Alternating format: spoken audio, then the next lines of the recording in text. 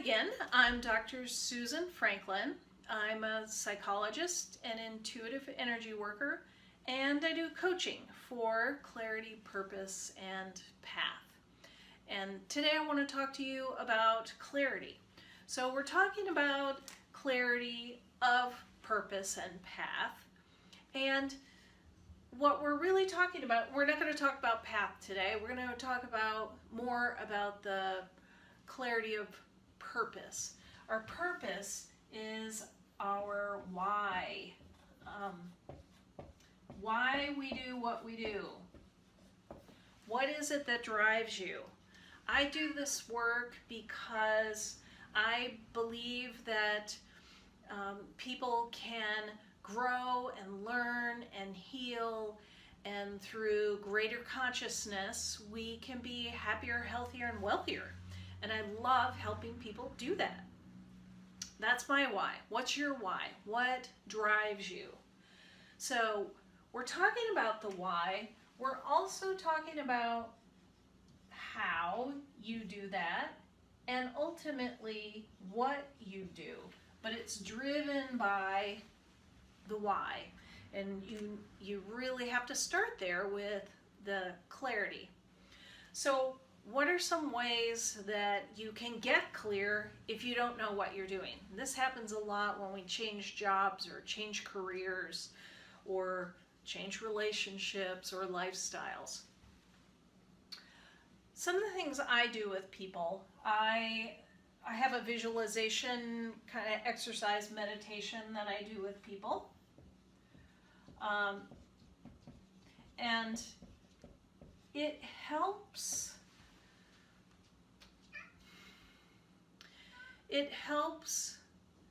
in clarifying the vision by creating the vision and the feelings, and it also helps show what a person's blocks are to achieving that. What kind of fears show up? Fears within the self, or fears about being judged by other people. And those are really important. Those are roadblocks that we can work on. Mindfulness practices are invaluable for quieting the mind. It actually ultimately helps quiet your mind. A lot of people say, I can't meditate because my mind is too busy. And often that's just part of the process. You're learning how to be with your whole system. We'll talk more about mindfulness another time. I get all excited about that one in particular. But mindfulness is a great exercise for helping creativity, for opening to creativity and intuition, and just taking a few minutes every day to take some quiet time helps open up, stretch those muscles, build those muscles, and open up your access to creativity. There are energy psychology techniques.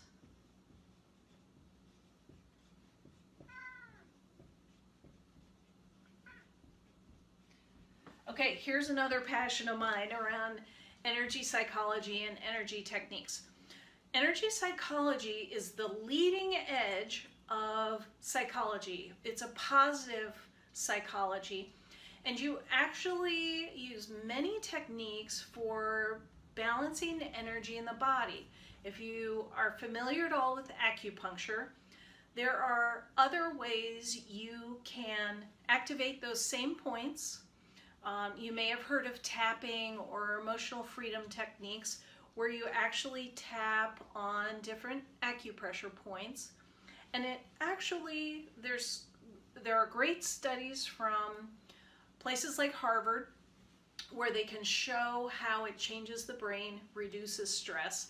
And this is a great tool. There are a lot of energy techniques that are great tools for helping you shift blocks out of the way, opening yourself, opening your creativity, opening your problem solving, and And one of the things I love the most about the energy techniques is that you can learn to do them yourself to help yourself. They're really powerful and fun. You can tell I get really excited about that.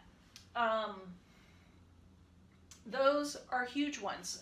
Then asking yourself, doing some inquiry. Asking yourself questions and writing them down. Black and white helps. So asking yourself questions like, what am I passionate about? What's fun? What would I do even if I wasn't getting paid? What would I do if money wasn't an issue? What would I do anyway? How do I occupy? What do I read just for fun? What do I love to read and love to study and learn about? Those are really important cues, clues, pointing you like a compass toward your purpose, your why. And it can be a slow process. I've actually been going through a process like this myself, and it's been 6 to 8 weeks that I've been working on it.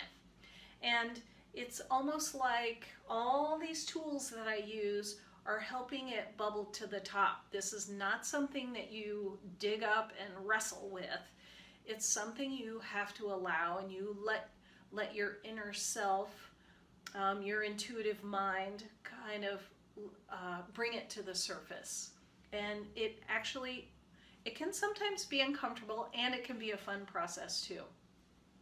And then there are all kinds of creative ways that you can look at dreams, or do guided meditations, or do visual arts, or music, or anything that kind of touches you in that way. Reading inspirational authors, all those kinds of things can help you clarify.